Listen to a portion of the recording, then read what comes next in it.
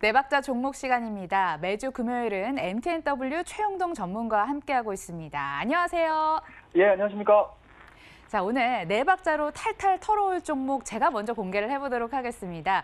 스마트폰 교체 최대 수혜주로 SKC 코오롱 PI를 들고 오셨습니다. 폴더블 폰부터 5G까지 2020년 핫한 키워드는 둘 다 품고 있는데 정작 주가는 작년 한 해 크게 빛을 못 본 것 같아요. 전문가님, 그렇지만 이 성장성을 생각을 한다면 저평가돼 있다라고 생각해서 들고 오신 건지요? 예, 그렇습니다. 그렇게 봐야 하지 않을까 싶습니다. 자, 일단은 동사 같은 경우는 PI 필름 글로벌 시장 점유율 1위 업체이기 때문에 그동안의 주가가 1위라는 지위를 생각을 해봤었을 때 상당히 좀 답답하게 움직이지 않았나 하는 말씀드릴 수가 있을 것 같은데요. 2019년도와는 달리 2020년도는 또 새로운 국면으로 접어들었다. 그러니까 쉽게 말씀드려서 성장기로 본격적으로 좀 진입하는 한 해가 좀 되지 않을까라는 말씀드릴 수가 있을 것 같고요. 그런 부분에서 보시게 되면은 IT 전반이 산업적으로 PI에 대한 필름 자체가 수요 부분들이 상당히 좀 커지고 있다라고 보시면 좋을 것 같은데, 일단은 기본적으로 스마트폰 FPC 비용 PI가 있고요. 그와 더불어서 이제 방열 시트, 그다음에 이제 반도체와 관련된 반도체 및 그리고 또 MLCC와 관련된 공정용 PI가 부분이 좀 있고요. 그와 더불어서 가장 좀 핵심적인 부분들 또는 이제 좀 IT 범위를 넘어서 가지고 이제 자동차 산업에도 연관돼 있는 부분들일 수 있을 것 같은데, EV용, 그러니까 배터리용이겠죠. 전기차 배터리용 관련된 이제 전열 이제 PI 부분들도 생산을 해주고 있는 상황들이기 때문에 현재 지금과 같은 IT 산업에 대한 기대감들이 충만한 지금 1월, 2월 달 시장들을 우리가 예상을 해본다라고 하게 되면은 동사만한 시장을 좀 아우를 수 있는 종목 또는 이제 섹터를 좀 아우를 수 있는 종목을 좀 찾기가 좀 쉽지 않지 않을까 하는 말씀드릴 수가 있을 것 같고요. 좀 본격적인 모멘텀들을 말씀을 좀 드린다라고 하게 되면은 일단은 어제 같은 경우 5G 관련된 장비주들에 대한 상승 흐름들이 상당히 좀 높았습니다. 그러니까 쉽게 말씀드려서 3분기, 4분기 실적에 대한 우려감들이 주가에 다 투영이 됐었고, 그다음에 2020년 들어서 가지고 글로벌 5G에 대한 시장 자체가 좀 커질 수밖에 없는 상태이기 때문에 5G가 드디어 본격적으로 우리나라 같은 경우는 국내는 이미 상용화가 돼가지고 서비스가 좀 진행이 되고 있지만 아직까지 중국이라든지 유럽이라든지 미국 쪽 같은 경우 5G에 대한 서비스 부분들이 아직까지는 원활하게 좀 진행이 되고 있는 상황들이 아니기 때문에 오히려 우리나라를 제외한 글로벌 시장 자체에 대한 5G 시장은 굉장히 좀 커질 수밖에 없는 상태. 그렇더라고 하면 동사가 생산해내주고 있는 안테나용 PI에 대한 수요 부분들은 상당히 좀 커질 수밖에 없는 상태고요. 그와 더불어서 5G에 대한 성장 흐름들이 이루어지면서 스마트폰에 대한 대격변이 일어날 수 있지 않을까 하는 말씀드릴 수가 있을 것 같아요. 기본적으로 5G 관련된 스마트폰 출시가 예정이 되어 있는 상태고, 한 단계 더 나아가서 폴더블과 관련된 종목군들 또는 이제 폴더블과 관련된 핸드셋이 시장의 주류가 될 수 있는 원년이 2020년도이기 때문에 지금과 같이 SKC 코오롱 PI 2019년도에 정말 수면 아래에서 언제 올라오나 좀 고민을 했었던 시기다라고 하게 되면은 2020년도야말로 SKC 코오롱 PI가 좀 빛을 발할 수 있는 그런 시기가 도래했다라는 거 말씀 좀 드리고 싶습니다. 는 도약의 시기다라고 말씀해 주셨습니다. 이슈도 하나 있는데요. 체크해보고 넘어갈게요. 연말에 지분 매각 이슈가 있었습니다. 사모펀드를 새 주인으로 맞이했는데 이건 호재인가요? 악재인가요? 예, 일단은 기본적으로 새로운 주인이 떠나지 않고, 그러니까 쉽게 말하면 손바뀜이 좀 이루어졌다라고 보시면 좋을 것 같은데, 항상 사모펀드라는 부분들은 이익에 앞장서는 집단이라고 저는 생각을 하거든요. 그렇다고 하면 사모펀드가 괜히 이 종목, 그러니까 실적이라든지 성장성이 부각이 되고 있지 않은 기업들을 좀 사기에는 좀 부담스럽지 않았나는 말씀드릴 수가 있을 것 같고, 오히려 성장이 더해가면 더해갈수록 사모펀드에 대한 이제 지분에 대한 이제 가치 자체는 커질 수밖에 없는 상태이기 때문에 시장에서는 좀 호재로 받아들이는 게 맞지 않나라는 거 말씀 좀 드리고 싶습니다. 호재로 보고 계시군요. 그런가 하면 올해 실적은 이미 보장이 된 것 같습니다. 전방 산업이 가속화되고 있는 시점인데 실적 개선도 가속화될까요? 예, 그렇습니다. 일단은 올해 2019년도 예상 실적을 좀 보셔야 될 것 같은데, 일단은 시장에서는 한 2,280억 정도 매출액 부분들을 예상을 하고 있습니다. 그리고 영업이익 같은 경우는 한 400억 정도 예상을 하고 있는 상태이기 때문에 좀 답답한 실적 부분들을 좀 보여줬다라고 해도 좀 과언이 아닌 것 같습니다. 하지만 2020년도에는 이러한 모습들을 좀 탈피를 해서 새로운 국면으로 좀 접어들 가능성이 상당히 높지 않을까 하는 말씀드릴 수가 있을 것 같은데, 일단은 기본적으로 매출액에 대한 변화 부분들이 상당히 좀 커질 수가 있을 것 같아요. 작년도 2,280억 정도 또는 2,300억 정도였다라고 하게 되면 2020년도 앞서 언급드렸던 5G와 관련된 내용들, 그다음에 이제 EV와 관련된 내용들, 그리고 핸드셋에 대한 내용들이 조금 더 점진적인 모습을 좀 보여준다라고 하게 되면은 시장 같은 경우는 한 2,800억 정도에 대한 매출액을 예상을 하고 있는 상태이기 때문에 상당 부분 한 20%에서 30% 정도에 대한 매출액 성장이 좀 이루어지고 있고요.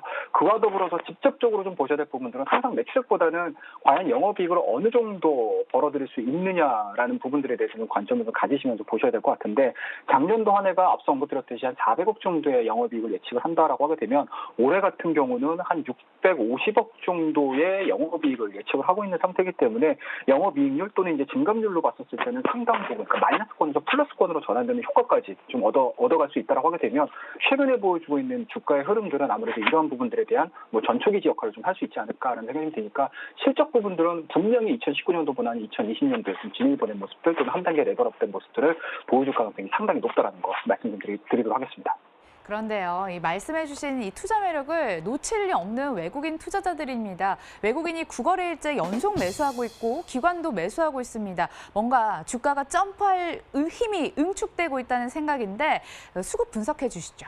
예, 그렇습니다. 자, 최근에 수급 부분들이 상당히 좀 중요하다라고 말씀드릴 수가 있을 것 같은데, 자, 차트를 보면서 설명을 좀 드리도록 할게요.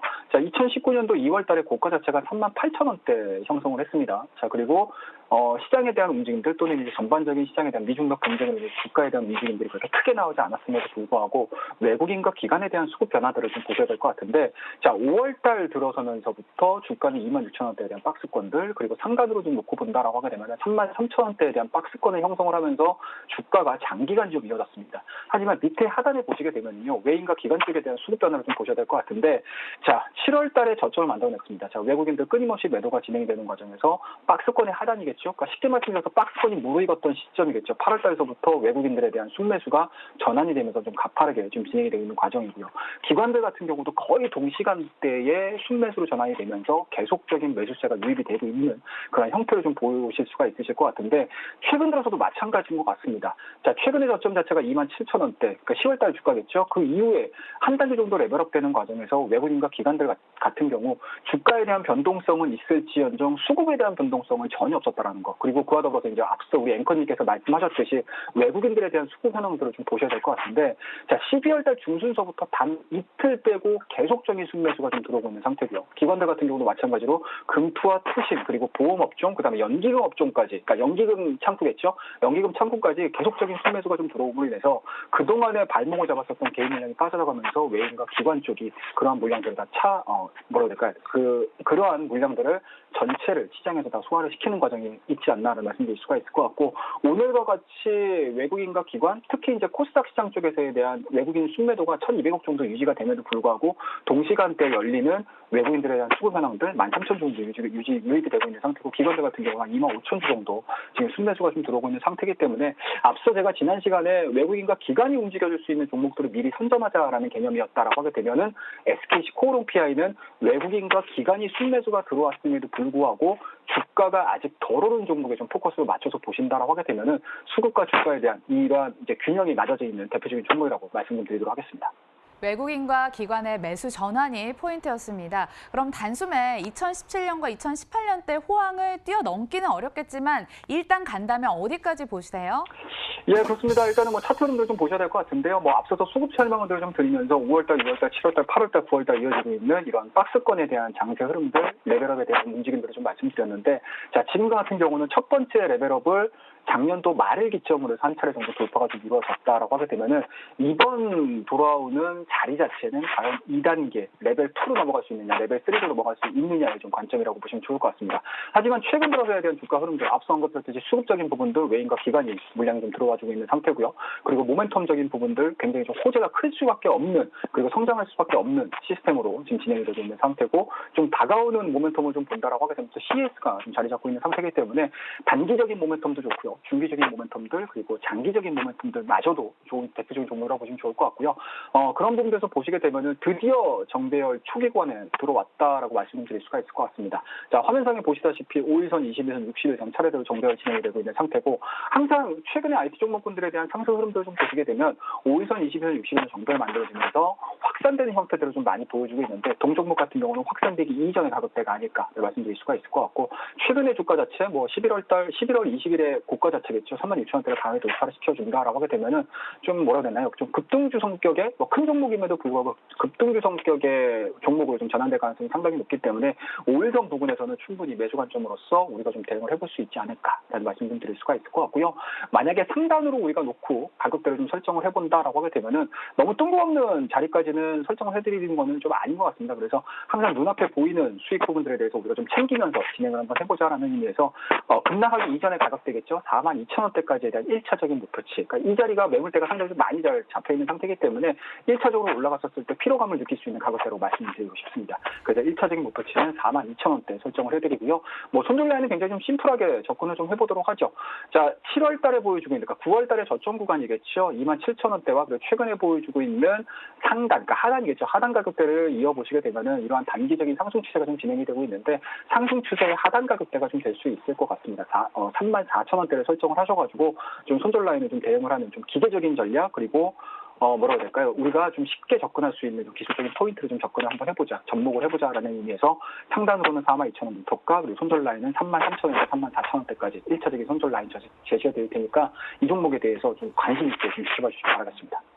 저항대를 뚫어내야 레벨 2, 레벨 3까지 업 가능하다고 말씀하십니다. 1차 목표가는 42,000원, 손절가 33,000원 설정해 주셨네요. 자, 오늘 살펴본 종목은 SKC 코오롱 PI였고요. MTNW 최용동 전문가와 함께했습니다. 고맙습니다. 예, 감사합니다.